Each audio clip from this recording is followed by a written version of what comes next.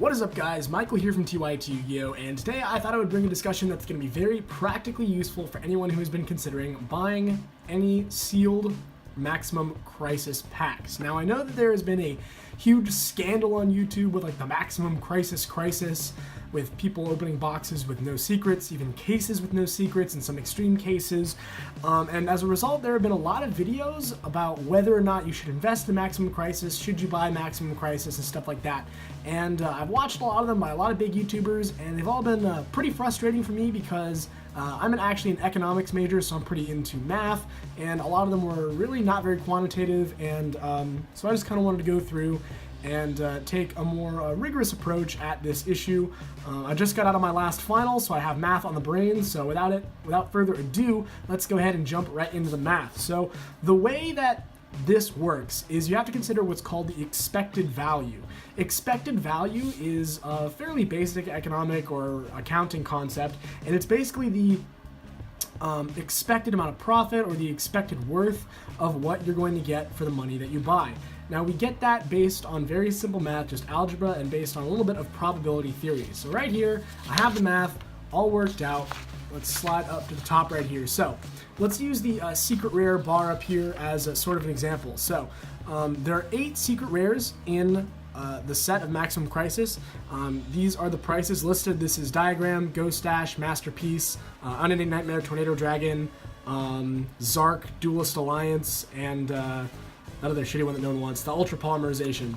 And so there are 8 in the box, and the given chance of getting any of these 1 secret rares is 1/8.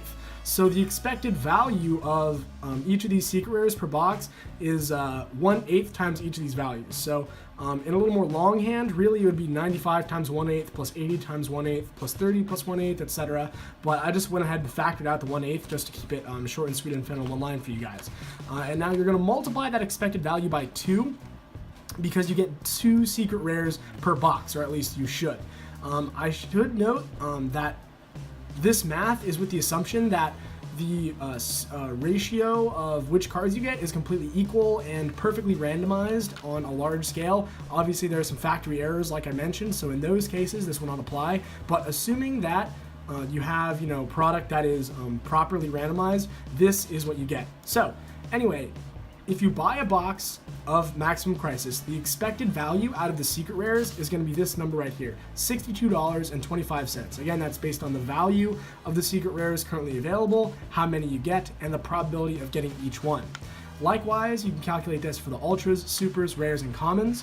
And we have these expected values right here for each of those. Commons is a little bit shorter because I just use the bulk rate of commons. When you're trying to sell like bulk commons, it's like $10 per 1,000 usually, so that means they're about 1 cent each, so you get like $2 worth of commons almost when you buy 24 packs that are in a box of Maximum Crisis. And so that brings you to the total expected value if you add up all these numbers, and it is 86.44. So what does that mean? That means that you are expected in a given randomized box of Maximum Crisis to get $86.44 worth of cards. So if you haven't figured it out already, that means you should buy a box of Maximum Crisis if you can get it for less than $86.44. Again, assuming that all the cards in it are perfectly randomized. So, how much money are you expected to make on a given box Maximum Crisis? Well, I got my handy dandy little calculator here, so we're gonna subtract, so we have the expected value, which is $86.44, and then you're going to subtract what you would pay for a box. I just looked it up. A box of Maximum Crisis goes for about $75.99, and then you're going to add to that the sales tax. In Virginia, where I live, it's going to be 0.06, and so the expected profit is going to be $5.91. So you are theoretically going to be making a profit if you buy Maximum Crisis. So overall, from sort of an economic perspective, it is a good idea to buy Maximum Crisis. Now, obviously, the assumptions that I mentioned about the randomization over time only hold if you buy a large amount of product. All right, so don't go right now and impulse buy a box of Maximum Crisis immediately. All right. buying one individual box of Maximum Crisis will not guarantee these results. The only way that you will see this expected profit over time is if you buy large quantities.